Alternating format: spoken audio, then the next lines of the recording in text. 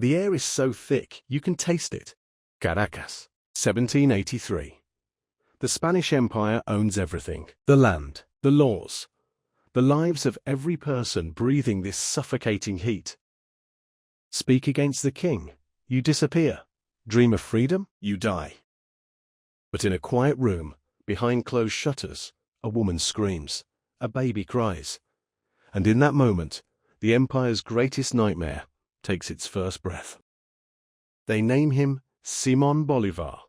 The Spanish see a subject, the people see a child, but destiny sees a weapon.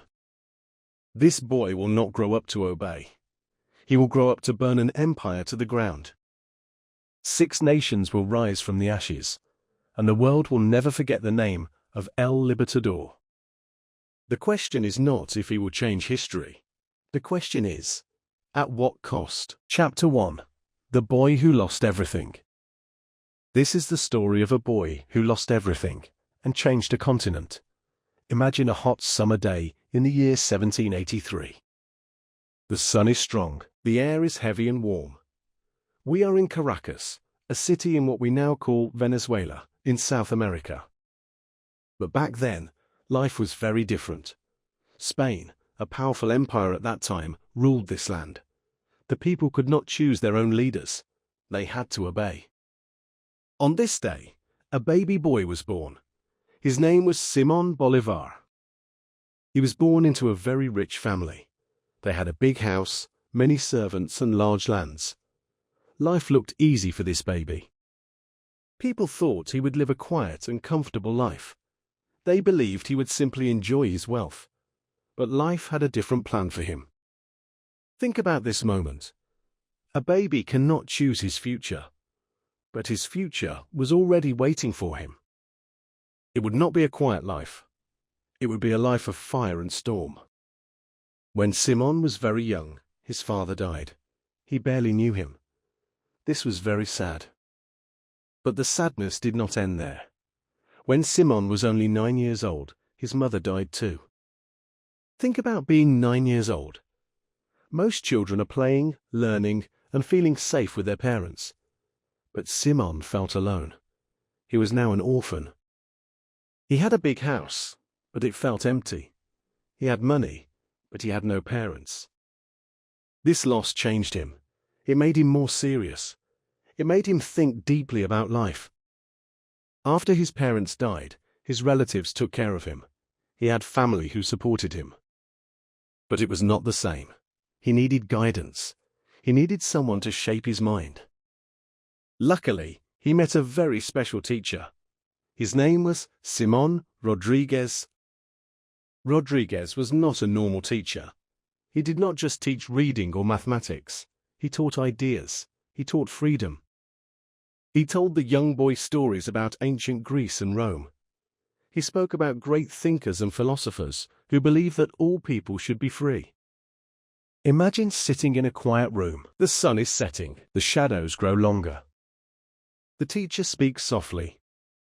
Simon, the world is not fair. Some people are masters and others are servants. But this is wrong. All people are born equal. These words entered the boy's heart and stayed there.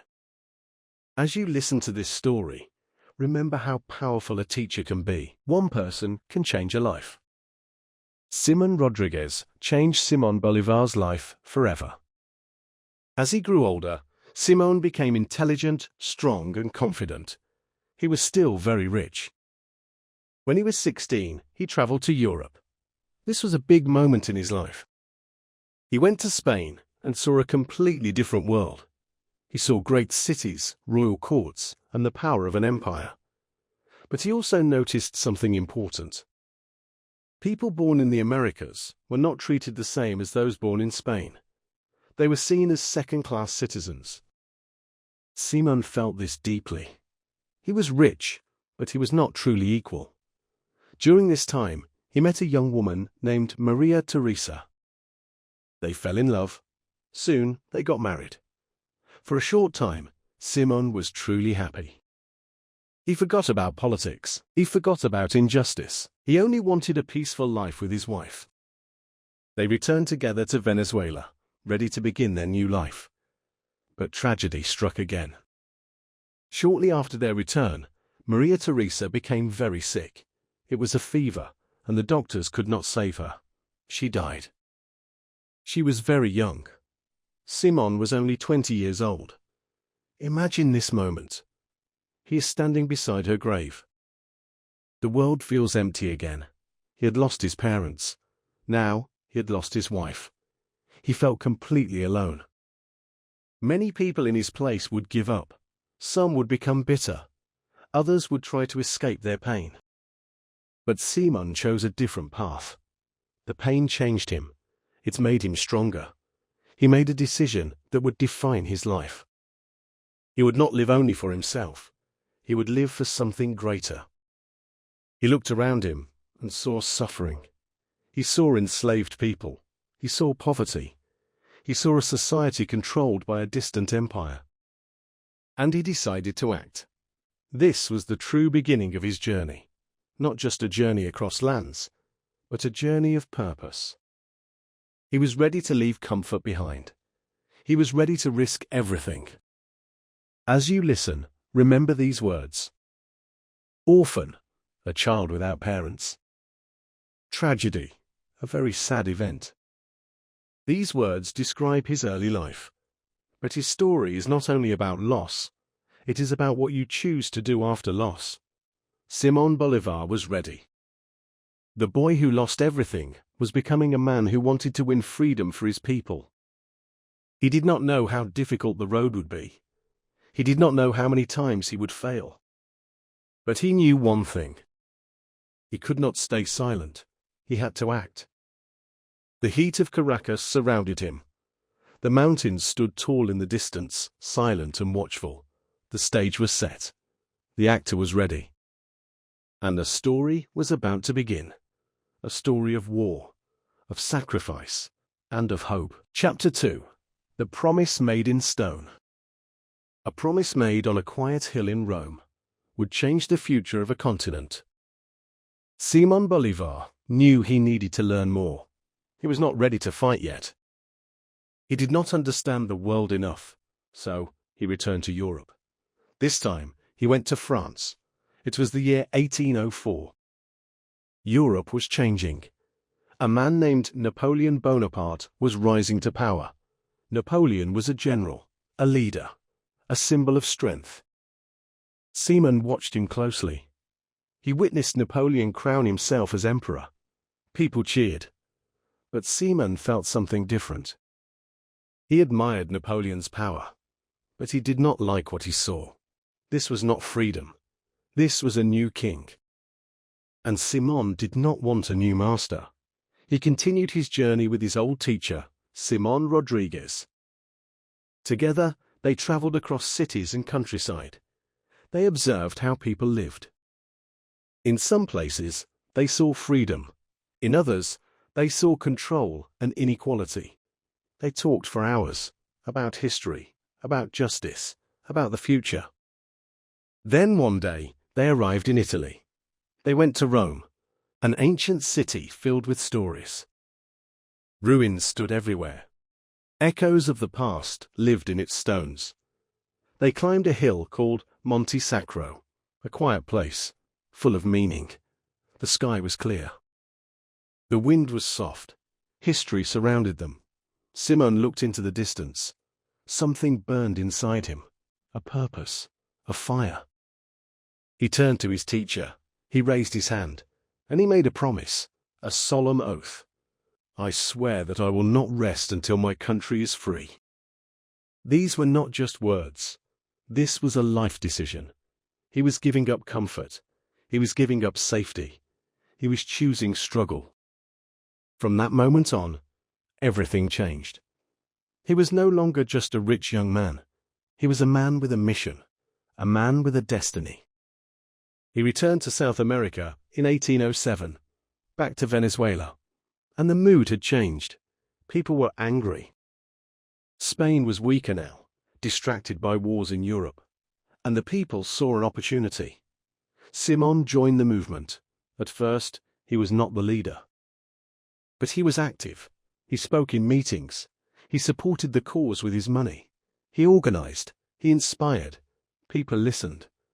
Because he spoke with passion, with belief, with fire. Then in 1810, everything began. The people of Caracas removed the Spanish governor. They declared self-rule. This was the first republic of Venezuela. Hope filled the air. Simon believed the dream was becoming real. But hope can be fragile. And this hope broke. Spain responded. Armies arrived. The war began. It is not clean. It is not simple. It was chaos, violence, loss. Families divided. Friends became enemies. Simon was given command. He had to lead. But he had never been a soldier before. Now, he had to make decisions. He had to give orders. He had to watch men die. The early battles were difficult. The Spanish forces were trained, disciplined, strong. The Venezuelan forces were new, unprepared. They made mistakes. They lost ground. Caracas was in danger. And then, disaster struck. An earthquake. The ground shook violently. Buildings collapsed. Thousands died. Fear spread everywhere. Many people believed it was a sign from God. They said God was against the revolution. They said God supported the Spanish king. Hope began to disappear. People turned away. The republic weakened. And then, it fell. The first republic collapsed. Simon had to escape. He fled for his life. He left Venezuela. He went to New Granada, what we now call Colombia. For a moment, he was safe. But inside, he felt the weight of failure. His promise in Rome felt far away. The chains were not broken. They were stronger than ever. He sat alone in a new city, thinking, remembering his parents, his wife, his people, his promise. He stood up. Slowly, with purpose. This is not the end, he said. This is just the beginning. He began to write letters, articles, ideas. He explained why the fight must continue, why freedom is worth suffering, why failure is not the end. His words were powerful. People listened again. He was not only a fighter, he was a thinker, a writer. His pen became his weapon. As you listen, notice this moment. Failure did not stop him. It shaped him. This is true in learning and in life. The darkness was deep, but a small light was still burning, a fire inside him, and it would not go out. The storm was coming, and this time, he was ready. Chapter 3. The Long Road Through Darkness. Exile, a word that means losing your home and your place in the world. After the fall of the First Republic in 1812, Simon Bolivar was forced into exile. He left everything behind. He went to New Granada, modern-day Colombia. The war was not over. It was just beginning. The people there were also fighting for freedom. They needed help, and he needed a chance. He gathered a small group of men. Few weapons, few supplies. But they had something stronger. Courage. This was the beginning of something bigger. The Admirable Campaign. They began a long and difficult journey. Through jungles, through rivers, through heat and disease. Many became sick. Some gave up. But Simon kept moving, step by step. The soldiers marched through mountains. The cold was brutal. Many had no shoes. Their feet bled. Food was scarce. Sometimes there was nothing. But he stayed with his men. He shared their suffering. He earned their trust. They did not see a rich leader. They saw one of their own. They fought together, fast, unpredictable, like a shadow. Victory after victory. Cities were liberated. Hope returned. People gave him a name, the Liberator. But war has a dark side. The enemy returned, stronger, more brutal. The Second Republic collapsed in 1814. Everything was lost. Again, he had to run. Again, he left the continent. In 1815, he arrived in Jamaica, an island in the Caribbean, far from Venezuela, far from the war, far from hope. He lived in a small house. His money was almost gone. He had spent everything on the war. The rich young man had disappeared. Now, only the fighter remained. In 1815, he wrote one of his most important works. It became known as the Jamaica Letter. In this letter, Simon Bolivar shared his vision. Not just freedom for Venezuela, but freedom for an entire continent. He imagined a united South America, one strong nation. He called it Gran Colombia. Think about that dream. Mountains, jungles, deserts, different cultures, different people. Uniting them seemed impossible. But he believed. He sent his words to the world, asking for support, for weapons, for help. Many doubted him. Some laughed. They said Spain was too powerful. They said his dream was too big. But he did not stop. He studied maps. He planned carefully.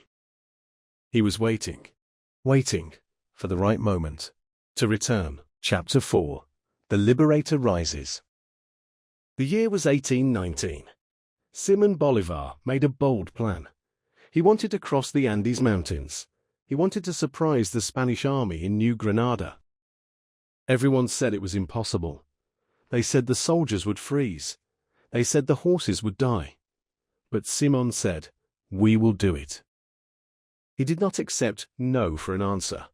He gathered his army. They began the climb. The air was thin. Breathing was hard. The snow was deep. The wind cut like a knife. Many men fell. They froze to death. Horses slipped on the ice. Some fell into valleys. Yet the rest kept going. They trusted Bolivar. They followed him through the impossible. After many days of suffering, they reached the other side. They were weak, exhausted, but alive, and behind enemy lines. The Spanish did not expect them. They thought the mountains were a natural wall. They did not imagine an army could pass. Soon after, the Battle of Boyacá took place. It was decisive. Short, fierce. Simon's forces charged. They fought with desperation. Retreat was not an option. Defeat meant death. They won. The Spanish surrendered. This victory changed everything. It secured the independence of New Granada. Simon now had a strong base. He had resources. He had hope. From there, he moved to Venezuela. The fighting continued. But momentum was with him. He won another major battle at Carabobo. This battle secured Venezuelan independence. Spanish power was broken. Simon Bolivar became the most powerful man in South America. He was the president of Gran Colombia. His dream was becoming reality. Venezuela, Colombia, and Ecuador were united under one government. Picture him standing on a balcony. The people cheer below. They throw flowers. They cry tears of joy. He is their hero. He is their savior. He achieved what many thought impossible. But he did not stop. He moved south to Peru, the heart of Spanish power in South America. He sent his best general, Antonio José de Sucre. Sucre won the Battle of Ayacucho. This was the final blow to Spain's empire on the continent. A new country was created, Bolivia, named in honor of Simon Bolivar. He was celebrated, almost like a king, but he refused titles. He said, "I am just a servant of the people." He wrote a constitution. He established government systems. He tried to ensure justice. He promoted education. He worked for equality. He attempted to free slaves. He distributed land to soldiers. He built schools. This was the peak of his power. He had everything he had fought for. Freedom, unity, honor. Yet inside he worried. Power was dangerous. People change. Friends grew ambitious. Arguments arose. Conflict started. Simon tried to hold them together. He gave speeches. He pleaded for unity. If we divide, we are weak. If we are weak, Spain or another power will return. We must stay united. But governing was hard. Distances were great. Communication was slow. Letters took weeks. The continent was enormous. Simon worked tirelessly. He woke early, worked late, signed documents, met leaders, traveled constantly. His health declined. He coughed. He grew thin, yet he continued. He felt responsible for everyone. Hungry people made him feel guilty. The sick made him sad. He carried the weight of a continent. Notice the vocabulary here. President, constitution, empire. For Simon, these were tools to help people, not for himself. He was a man of principle. He could have been a king. He could have kept power forever. But he always said he would retire once the people were free. He dreamed of a simple life, yet the people needed him. The enemies were still present. Problems remained, so he stayed. Serving, fighting, with laws and words, not swords. This period was his success, his triumph, but also the start of a new challenge. Winning peace is harder than winning war. Simon stood atop a mountain. The view was breathtaking, but the air was thin. Breathing was hard. He was alone at the summit, and the descent would be even steeper. Chapter 5. The Dream That Broke His Heart. The year was 1828. Gran Colombia was in trouble. The unity that Simon Bolivar fought for was breaking. Leaders in different regions wanted their own power. They did not want to listen to the central government. They did not want to listen to Bolivar. There was a conspiracy against him. Some of his own friends were involved. They wanted to kill him. They wanted to take his place. One night, the assassins came to his house. Simon escaped again. He jumped from a window. He hid in a nearby house. This hurt him more than any battle. He could understand enemies fighting him. But friends betraying him? This was too much. He felt a deep pain in his heart. He said, "I have plowed the sea." This meant he had worked for nothing. He tried to hold the country together. He called a convention. He begged the leaders to compromise. He offered to give up his power. He said, "Take the power. Just keep the country united." But they did not listen. They were too proud. They were too greedy. Venezuela separated. Ecuador separated. Gran Colombia fell apart. The dream of one big nation was dead. Simon was sick. He had tuberculosis. It affected his lungs. It made him cough blood. He was very weak. He could barely walk. He decided to leave the capital. He wanted to go to the coast. He wanted to leave the country. He dreamed of going to Europe. He traveled to Santa Marta by the sea. He arrived in December 1830. He was dying. He stayed in a small house. Not a palace. A simple room. Some friends were with him. Some were loyal. Some had left. He looked at them. He gave his last advice. Do not fight each other. Love your country. Be free. He knew his time was short. He reflected on his life. The battles. The oath at Monte Sacro. Did he fail, or did he succeed? He said, "If my death helps the parties to unite, I will be happy." Even at the end, he thought of his people, not himself. He thought of the future.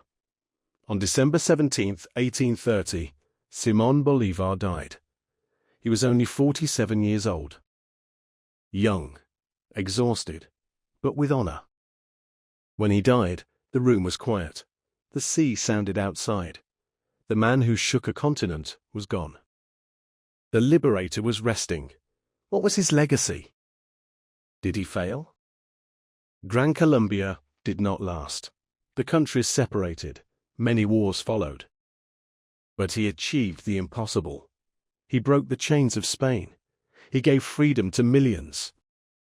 Before him, South America was a colony. After him, it became a group of independent nations. He created the idea of Latin America. He inspired generations. His name is on streets, squares, and statues everywhere. He showed that one person can make a difference. He showed that courage is stronger than fear. He showed that ideas are stronger than swords. Yes, he had failures.